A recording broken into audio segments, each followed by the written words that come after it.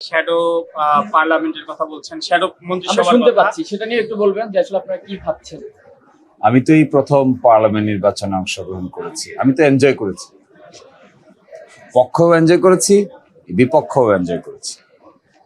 আর যখন আমি দেখলাম যে জনগণ আমাকে সাপোর্ট করে নাই, যাকে সাপোর্ট করেছে তাকে আমি অভিনন্দন জানিয়েছি, তার বাসায় গিয়েছি।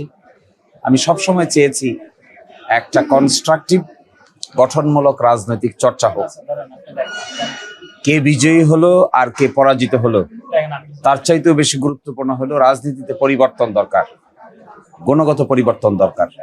নেতৃত্বের চিন্তা চেতনায়, কর্মে, কথনে, বলনে, আচরণে, জ্ঞানে, প্রজ্ঞায় বড় ধরনের পরিবর্তনের সূচনা হওয়া দরকার। আমি মূলত এই কারণেই গিয়েছিলাম নির্বাচন করতে। আমার ধারণা তার কিছুটা হলেও আমি করার চেষ্টা করেছি। আর দ্বিতীয়টা হলো, আমরা যে পরিমাণ আসন পেয়েছি, ওয়েস্টার্ন ডেমোক্রেসিতে শ্যাডো গভর্নমেন্টের কনসেপ্ট আছে। ম্যাচিউর ডেমোক্রেসিতে শুধুমাত্র যে দল ক্ষমতায় যায় তিনিই দেশ চালাবেন, ব্যাপারটা এরকম নয়। যারা ক্ষমতায় যান না কিন্তু কাছাকাছি থাকেন, তাদের দায়িত্ব আছে রাষ্ট্র পরিচালনার ক্ষেত্রে গুরুত্বপূর্ণ ভূমিকা পালন করা। আপনি দেখবেন দুইটা জোটের ভোটের পার্সেন্টেজগত দিক হিসাব করলে খুব বেশি ডিফারেন্স না, মাত্র 2.17% ডিফারেন্স। অর্থাৎ বড় একটা অংশের জনগণ একটা জোটের উপর আস্থা রেখেছে, আর বড় একটা অংশের জনগণ আরেকটা জোটের উপর আস্থা রেখেছে।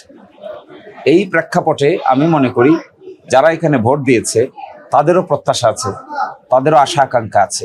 সেই জন্য যারা সরকারে যেতে পারে নাই তাদের ভূমিকা খুব কনস্ট্রাকটিভ হওয়া প্রয়োজন, এবং আমরা এটা একে একে আপনাদের সামনে এই কনস্ট্রাকটিভ ভূমিকা কেমন হবে তা আমরা প্রকাশ করব। আমরা এটা চেষ্টা করছি যেন আমাদের মধ্য থেকে একটা ল মিনিস্ট্রি যখন গঠন হবে তার ছায়া কিভাবে হবে, একটা ফরেন মিনিস্ট্রি যখন গঠিত হবে তার ছায়া কিভাবে হবে, একটা ফাইন্যান্স মিনিস্ট্রি যখন গঠিত হবে তার ছায়া কিভাবে হবে, একইভাবে কমার্স মিনিস্ট্রি যখন গঠিত হবে তার ছায়া কি হবে, স্বরাষ্ট্র মন্ত্রণালয় যখন গঠিত হবে তার ছায়া কি হবে। আমরা সংশ্লিষ্ট ব্যক্তিবর্গকে দায়িত্ব দিয়ে এগুলো সুনির্দিষ্টভাবে কনস্ট্রাকটিভলি সাহায্য করা, এবং ভালো কাজ করলে অবশ্যই সাহায্য করা হবে। আর যদি ভালো কাজ না করেন অবশ্যই কড়া একাডেমিক সমালোচনার সম্মুখীন হতে হবে। এই ধরনের ব্যক্তিবর্গকে দিয়ে আমরা টিম গঠন করে প্রতিটা মন্ত্রণালয়ের এগেনস্টে, বিশেষ করে বড় বড় মন্ত্রণালয়গুলির এগেনস্টে আমরা এই ধরনের টিম গঠন করে ওয়াচডগ বা অবজারভেশন করার জন্য দায়িত্ব দিব। একই সাথে আমরা চেষ্টা করব ভালো কাজ যদি তারা করেন তাহলে অ্যাপ্রিসিয়েট করা, আর যদি ভালো কাজ না করেন, বেআইনি কাজ করেন, আইন ভায়োলেট করেন, ইচ্ছামতো কাজ করেন, যা ইচ্ছে তাই করেন, তবে আমরা তার বিরুদ্ধে সংসদে এবং সংসদের বাইরে গঠনমূলক সমালোচনা নিয়ে হাজির হব। এটার নামেই ছায়া মন্ত্রিসভা। আরেকটি বিষয় জানতে চাচ্ছি, উচ্চকক্ষ কিভাবে গঠন হবে এটি নিয়ে একটু ধোঁয়াশা রয়েছে। বিশেষ করে গণভোটের ইস্যুতে বলা হয়েছে যে আসলে প্রাপ্ত ভোটের পার্সেন্টেজ অনুযায়ী, আর হচ্ছে বিএনপি এখন আবার নোট অফ ডিসেন্ট আছে, তারা বলছে যে আসলে আসন কতগুলো পেয়েছে কোন দল, এর উপর ভিত্তি করে আসলে কি হতে পারে এটার ব্যাপারে আরেকটা প্রশ্ন, মানে শুধু উচ্চকক্ষটা একই সাথে গণভোট হয়ে যাওয়ার পরে এখন জুলাই সনদ বাস্তবায়নের নোট অফ ডিসেন্টের আসলে কোনো গুরুত্ব আছে নাকি সরকারি দল বাধ্য এটা? দেখুন, এই ব্যাপারে কনফিউশন ক্রিয়েট করাটা জাতির জন্য দুর্ভাগ্য হবে। একটা গণভোট এবং ল্যান্ডস্লাইড ভিক্টরির পরে সরকার দলের পক্ষ থেকে এই ধরনের কথাবার্তা কাম্য নয়।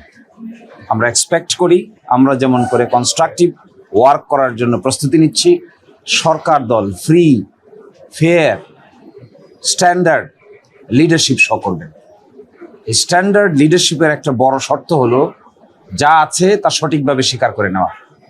কেরিকেচার করে ব্যাখ্যা দিলে লিডারশিপের স্ট্যান্ডার্ড ঠিক থাকে না। লিডারশিপ এমন একটা মূল্যবান জিনিস, এটাকে 9-6 দিয়ে বোঝাইতে গেলে এটা ক্ষতিগ্রস্ত হবে, এই লিডারশিপের উপরে কলঙ্ক হবে। এই জন্য আমি যেটা সুস্পষ্টভাবে বলা আছে এটাকে বাড়তি ব্যাখ্যা দিয়ে অযথা পেঁচানোর তো কোনো অর্থ নেই। দেখেন, আপনারা গণভোটের একটা প্রশ্ন ছিল, আগামী জাতীয় সংসদ হবে 2 কক্ষ বিশিষ্ট। জাতীয় সংসদ নির্বাচনে দলগুলোর প্রাপ্ত ভোটের অনুপাতে 100 সদস্য বিশিষ্ট একটি উচ্চ কক্ষ গঠিত হবে, এবং সংবিধান সংশোধন করতে হলে উচ্চ কক্ষের সংখ্যাগরিষ্ঠ সদস্যের অনুমোদন দরকার হবে। এই ব্যাপারে জনগণ হ্যাঁ বলেছে।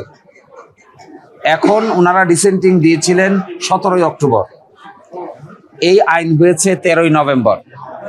13 নভেম্বরে এই আইন যখন পাশ করা হলো, তখন আজকালকার সরকারি দলের পক্ষ থেকে বলা হয়েছিল যে তারা প্রতারিত বোধ করছেন।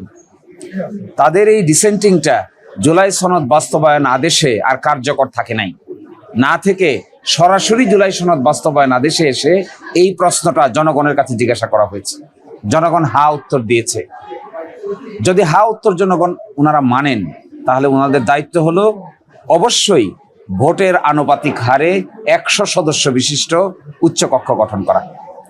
এটাকে রেখে যদি ভিন্ন ব্যাখ্যা বিশ্লেষণ দাঁড় করাতে চান, এটা দুর্ভাগ্যজনক হবে। এটা মেজরিটির জুড়ে মাইনরিটিকে কোণঠাসা করা হবে, আর জুলাই সনদের কার্যকারিতাকে প্রশ্নবিদ্ধ করা হবে। ফলে আমরা মনে করি আগামীর যে উচ্চকক্ষ হওয়া উচিত, সেই উচ্চকক্ষে 100 সদস্য হবে, ভোটের আনুপাতিক হারে উচ্চকক্ষ গঠিত হবে। এটা ডিসাইডেড ম্যাটার। এটার সঙ্গে বাড়তি কোনো আলোচনা ভালো কিছুর জন্ম দিবে না। রাজনীতিতে আবার পচা জিনিসের আবির্ভাব।